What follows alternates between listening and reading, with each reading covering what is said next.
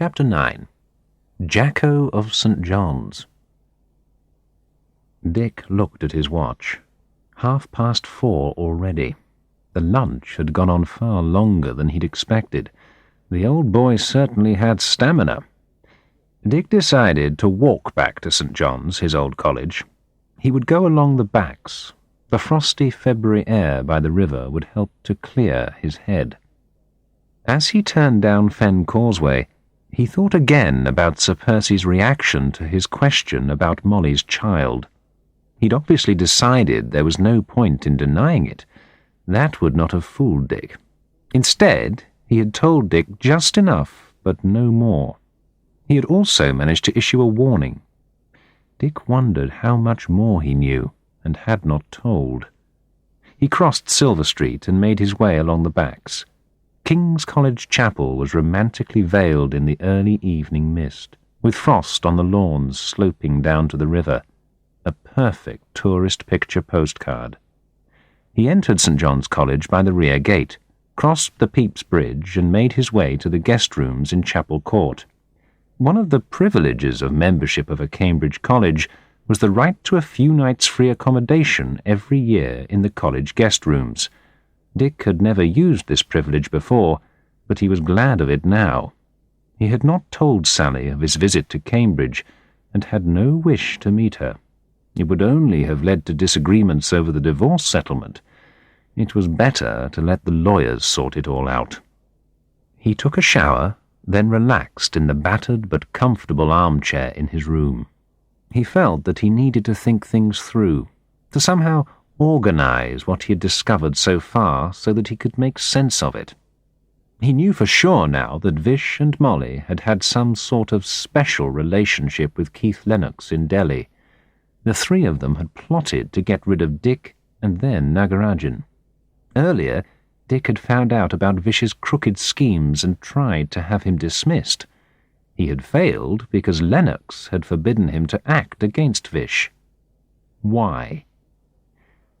Dick had only survived for a few months longer in the Madras factory, and he had been harassed with poisoned pen letters and the death threat. But it was only when he had begun investigating the big Hosur factory contract that he had been sent on early retirement. What was the connection? And where did Molly's son John fit in? Who was his father? Was this the key to the whole affair? Dick determined to speak to his old tutor, Sir Jeremy Jackson, the retired professor of comparative philology. Jacko, as he was affectionately known by everyone in the college, was a famous eccentric. Some people even considered him to be mad. But he had been a fellow of the college for over 40 years and was a part of the place. And he knew the undergraduates personally. Unlike many professors, he spent a lot of time just chatting to students. He would certainly remember John Verghese. Dick called the steward's office and booked himself for dinner at High Table the next day. Jacko was bound to be there. He never missed his 3 free meals a day. Dick had eaten too much for lunch. He did not feel like going out into the cold night and sitting alone in some anonymous restaurant. He read for a while, then went to bed. It was only 9:30. As he turned out the light, the thought of Lakshmi flashed through his mind. He wondered how she was coping with her father. Though it was ridiculous, he had met her only once. He found himself missing her.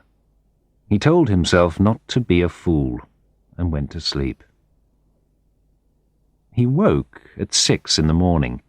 The courtyard below was dark, but filled with thick, milky fog. The windows were covered with patterns of frost. Distant footsteps echoed strangely on the cobblestones in the courtyard. He wrapped himself tighter in the bedclothes, and slept again until 7. He spent a lazy day.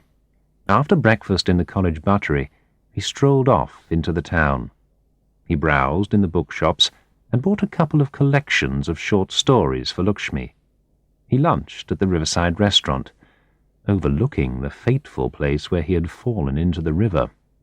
He wondered if his keys were still buried somewhere in the sticky black mud. In the afternoon, he went to a film at the Art Cinema. one of the places he used to go as a student. It was called Wolf, and starred Jack Nicholson as a man who turns into a werewolf.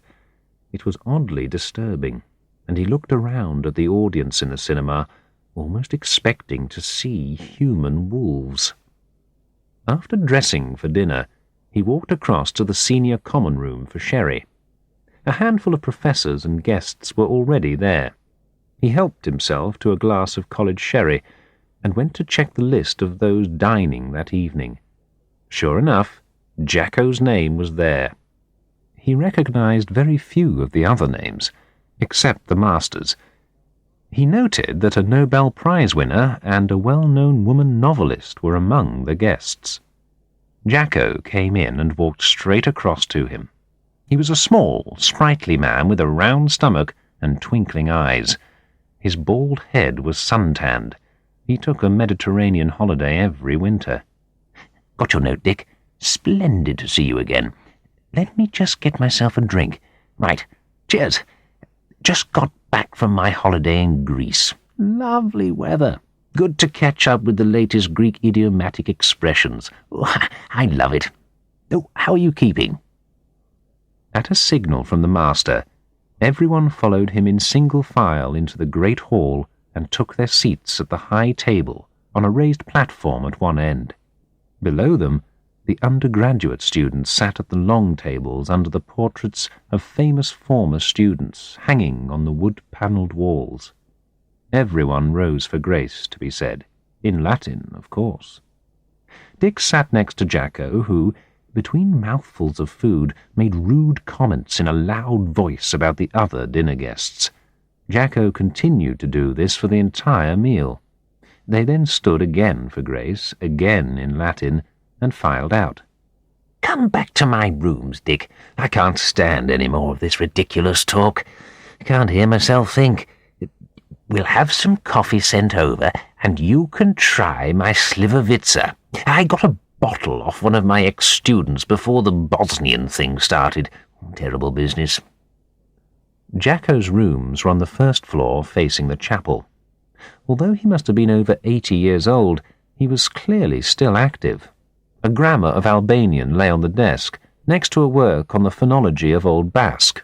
Journals on linguistics were scattered around the room, and a large Mandarin English dictionary with well-thumbed pages lay open on the dining table.